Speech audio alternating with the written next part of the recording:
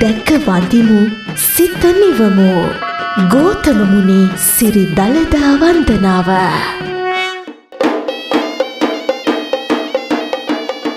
දළදා සිරිතට අනුව කේමනම් මහරහතන් වහන්සේ විසින් සඳුන් දරින් නිම වූ චිතකයෙහි මැවුණු සෞන්දර්ය ඇති වාම ශ්‍රී දළදා වහන්සේ මහත් වූ ඉර්ධි බලයෙන් රැගෙන අවිද්‍යාව නම් වූ අඳුර සද්ධර්මය නම් වූ සූර්යාගේ රශ්මියෙන් බිඳුවා තිසරණ ශීලෙහි පිහිටුවා බුදු සසුනේහි පහදවා වාම ශ්‍රී දළදා වහන්සේ කලිඟු රට බ්‍රහ්මදත්ත රජුට දුන් බව සඳහන් වේ.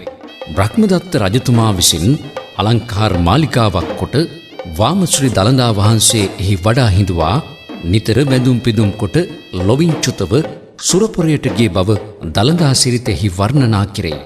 අනතුරුව බ්‍රහ්මදත්ත රජුගේ පුත් කසී නම් රජුත කසී රජුගේ ඇවෑමෙන් ඔහුගේ පුත් සුනන්ද නම් රජුත උතුම් දළදා වහන්සේට පූජා පවත්වමින් ත්‍රිවිධ රත්නය කෙරෙහි දානාදී කරු බුහුමන් ආදිය කොට දිව්‍ය ලෝකයට ගිය බව දළදා සිරිතෙහි සඳහන් වේ.